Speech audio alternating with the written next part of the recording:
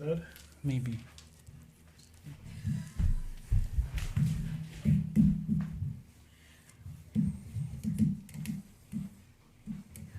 Yeah.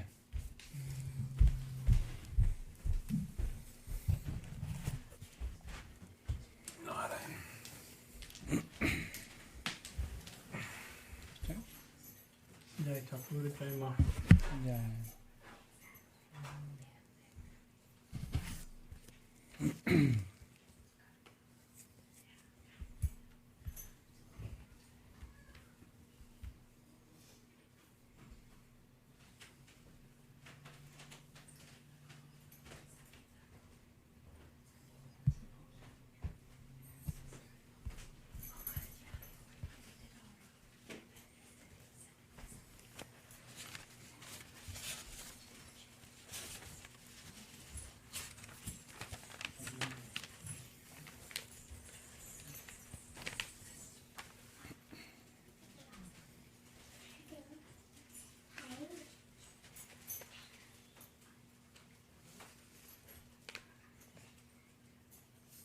Start.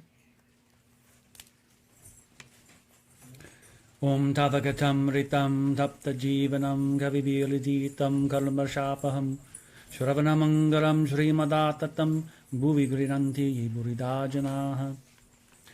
O Lord, your nectar-like words stop the burning misery of afflicted souls. Your words, which the poets have sung in verse, vanquish sins forever. Blessed are they who hear of your vast glory. Blessed indeed are those who speak of you, and how unparalleled is their bounty.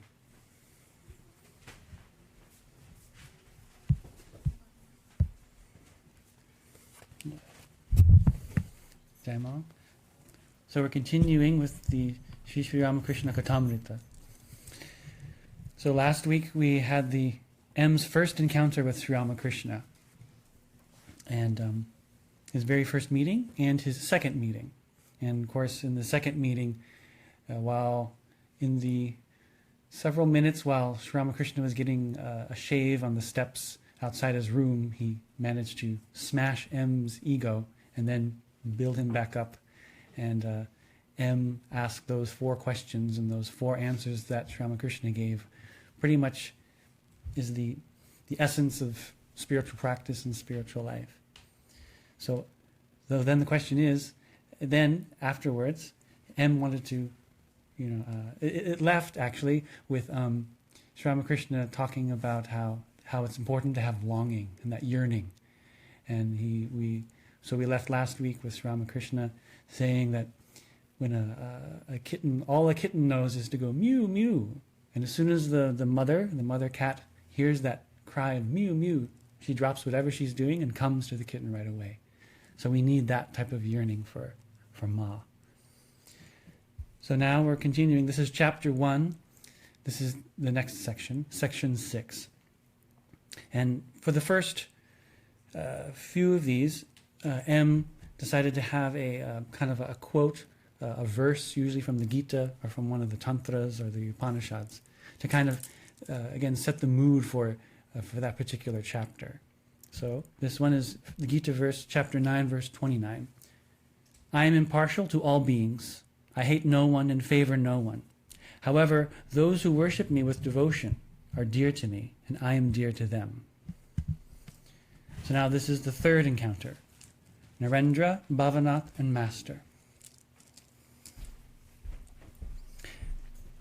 And again, Master here refers to M, who in the Kathamrita he always refers to himself as Master, which is actually transliterated Bengali of English Mashtar.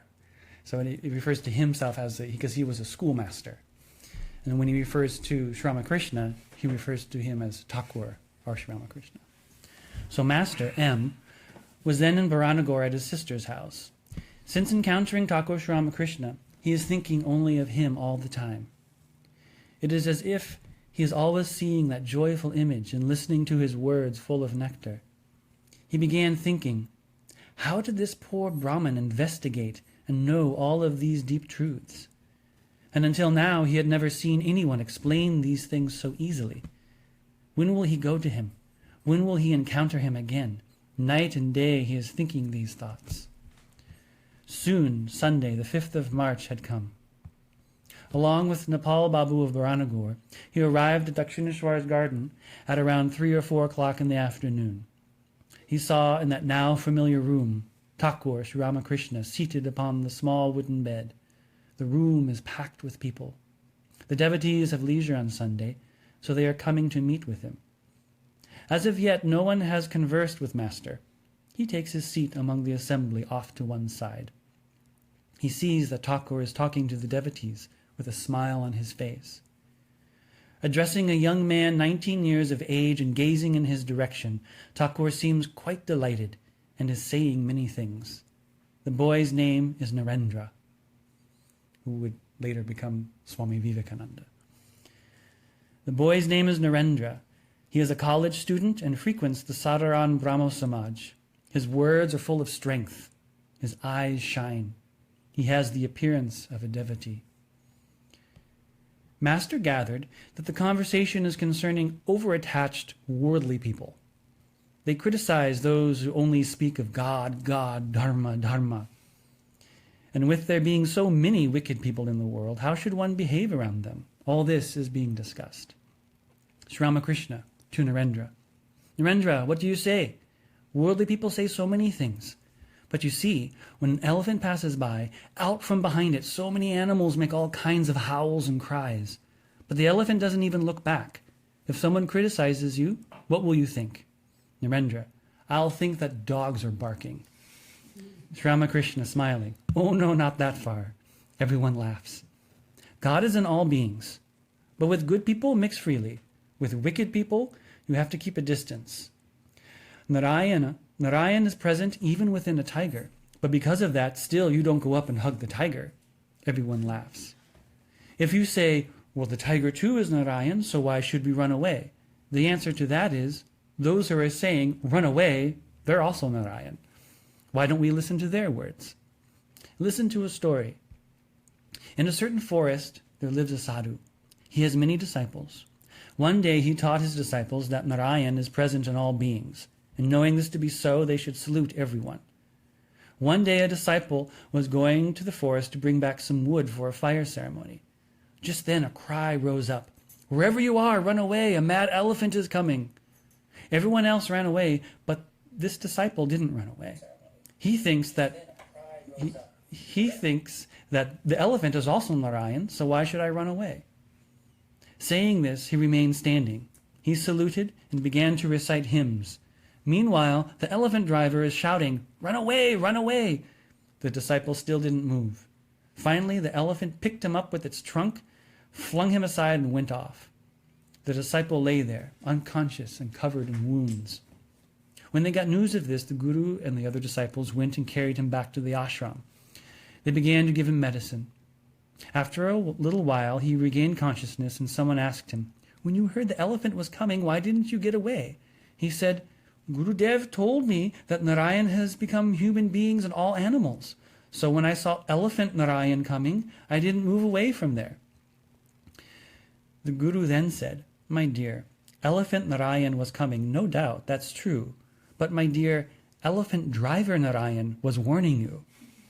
If everything is Narayan, then why didn't you trust his words? You have to listen to the words of elephant driver Narayan too. Everyone laughs. It's in the scriptures. Apo Narayanaha. Water is Narayan. But some water may be used in the service of deities, and then some water can be used only for cleaning the mouth, scrubbing utensils, washing clothes, but can't be used for drinking or serving the deities. In the same way, holy people and unholy, devotees and non-devotees, Narayan is present in everyone's heart. But we can't interact with people who are unholy, undevoted, and wicked. We can't mix freely with them. With some, casual conversation is all right, but that's it. And again, with some, even that's not all right. You have to keep a distance from these kinds of people. A devotee. Revered sir, if a wicked person comes to harm us, or does harm us, then should we stay silent? The householder and Tamaguna. Sri Ramakrishna. If you're going to live among people, then in order to protect yourself from the hands of the wicked, a little display of Tamaguna is necessary. But you shouldn't harm them just because they're going to harm you. In a field, a cowherder would take his cows to graze. In that field there was a fearsome, venomous snake. Everyone was extremely careful out of fear of that snake. One day, a brahmachari was coming along the path through that field. The cowherders ran up to him and said, "Revered holy sir, please don't pass that way. There's a fearsome, venomous snake over there." The brahmachari said, "Son, so be it. I have no fear of that at all. I know mantras." Saying this, the brahmachari went off in that direction. None of the cowherds went with him out of fear. Meanwhile, the snake has raised its hood and is rushing toward him. But no sooner had it come near the brahmachari when he chanted a mantra, and at that moment the snake fell at his feet like an earthworm and stayed there. The brahmachari said, "Hey now, why do you go around hurting others? Come, I'll give you a mantra. If you repeat this mantra, you'll have devotion to the Blessed One. You will attain the Blessed One, and you won't have these violent tendencies." Saying this, he gave the mantra to the snake. After the snake received the mantra, it bowed to the Guru and asked, "Revered sir, please tell me what kind of spiritual practice I should do." The Guru said, "Repeat this mantra and don't hurt anyone." As he was leaving, the brahmachari said, "I'll come again." In this way, some days go by. The cowherders notice that the snake no longer comes up to bite. Even when hit with stones, it doesn't get angry, as if it's become like an earthworm. One day a cowherder went near, grabbed it by the tail, whirled it around, dashed it against the ground again and again, and then threw it away. Blood began to come out of the snake's mouth, and it fell unconscious. It didn't move, didn't get up. The cowherders thought that the snake was dead. Thinking this, they all went away. Late at night, the snake regained consciousness. Slowly, slowly, with great difficulty, it went back inside its hole. Its body was broken. It had no strength to move. After many days, when it was just skin and bones, then it would come out at night and wander about in search of food. Out of fear, it wouldn't come out in the daytime. Since taking the mantra, it no longer did any harm. It sustained itself by eating dirt, leaves, and any fruit that had fallen from the trees. About a year later, the brahmachari came that way again. As he came up, he inquired about the snake. The cowherder said, "That snake's dead." But the brahmachari didn't believe that. He knows that it won't give up the body without completing the practice of the mantra it had received. Searching the area, he began to call out the name he'd given it. Hearing Guru Dev's voice, it came out of its hole and bowed with great devotion. The brahmachari asked, "How are you?" It replied, "Sir, I'm well." The brahmachari said, "But then why have you become so thin?" The snake said, "Revered sir, you commanded, don't hurt anyone. So since then I eat leaves and fruit, perhaps I've gotten thin." It had become sattvic, so it had no anger toward anyone. It had even forgotten that the cow herders had tried to kill it. The brahmachari said, "This kind of condition doesn't happen from not eating. Certainly there's something else. Think about it." The snake remembered that the cowherders had flung it to the ground. Then it said, "Revered sir, indeed, I remember that the cowherders flung me to the ground. They're ignorant and don't know the state of my mind, that I won't bite anyone or harm anyone. How could they know?" The brahmachari said, "Oof, you're so foolish. You don't know how to protect yourself. I forbade biting, not hissing. Why didn't you frighten them by hissing?" Around wicked people, you have to frighten them by hissing, so they won't do harm. Just don't inject venom into their bodies and don't harm them. Different natures. Are all men equal? And that's a little subsection heading. And then the "Are all men equal?" is actually written in English in the Kathamrita. Thakur continues. In God's creation, there are various types of creatures, animals, trees, and plants. Among animals, there are good, there are bad. There are ferocious animals like the tiger. Among trees, some have fruit sweet like nectar, others have poisonous fruit. In the same way, among human beings, there are good, there are also bad. There are holy, there are unholy. There are worldly beings, and there are also devotees. Beings are of four kinds. Beings that are bound, beings that are seeking freedom, beings that have been freed, beings that are ever free. Beings that are ever free, those like Narada. They live in the world for the benefit of all beings, for teaching all beings.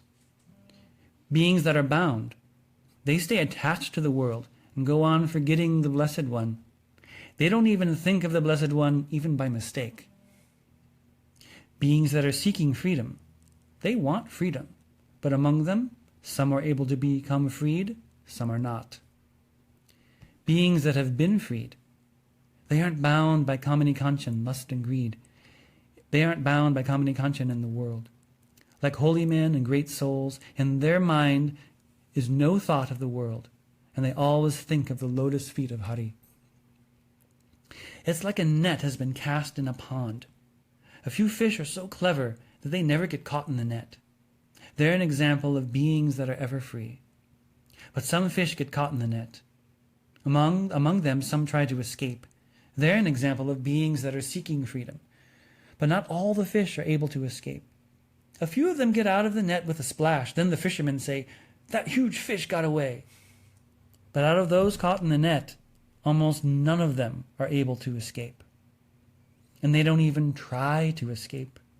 Instead, with the net in their mouth, they go into the slime of the pond and silently with a long face just lie there.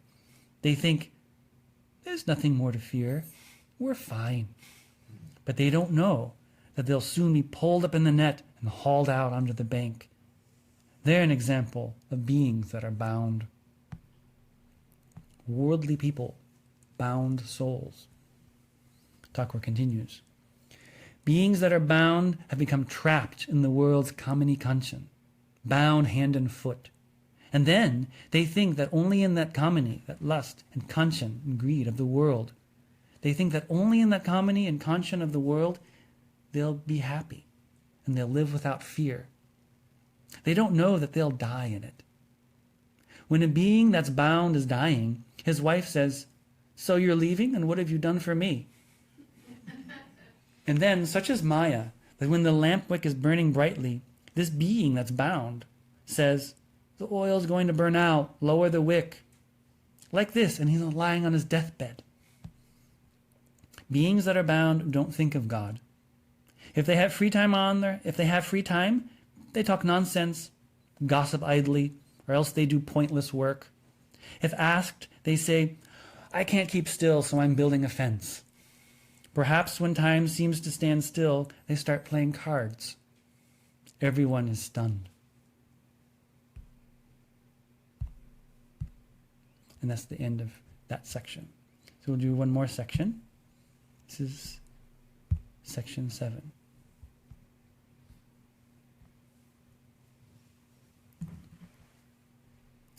Chapter 1, section 7. And this verse is Gita chapter 10, verse 3. He who undiluted among mortals understands me as birthless and beginningless. The great Lord of the world is released from all sin. The means, faith. A devotee. Revered Sir, is there no way then for such a worldly person? Sri Ramakrishna. Of course there's a way. From time to time, holy company, and from time to time you have to go into solitude and think of God. And you have to discern. You have to pray before her. Give me devotion and faith. Once there's faith, it's done. There's nothing greater than faith. To Kedar, you've heard just how powerful faith is. It's in the Puranas. Ramachandra, who was Narayan in the flesh, he had to build a bridge to Lanka. But Hanuman, by faith in Ram's name, was able to leap across the ocean. He didn't need any bridge. Everyone laughs.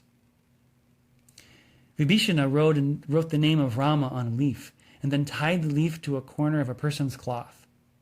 That person's going to cross the ocean. Vibhishana told him, "Have no fear, have faith and walk across the water.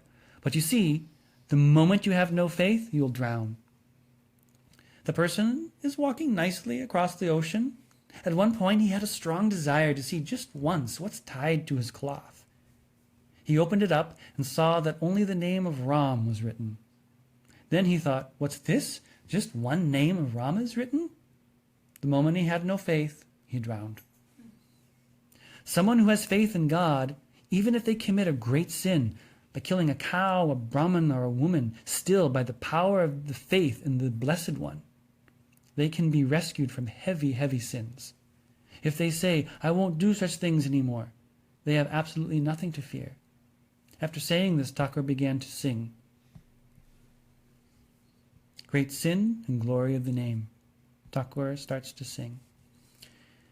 If I could die saying Durga, Durga, O Mother, then on that final day you could see how you would not fail to rescue me, O Shankari.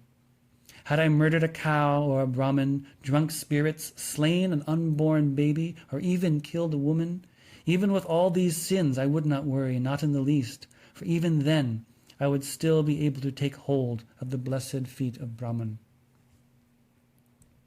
Narendra, the Homa bird. Thakur continues. You see this boy? He's one way here.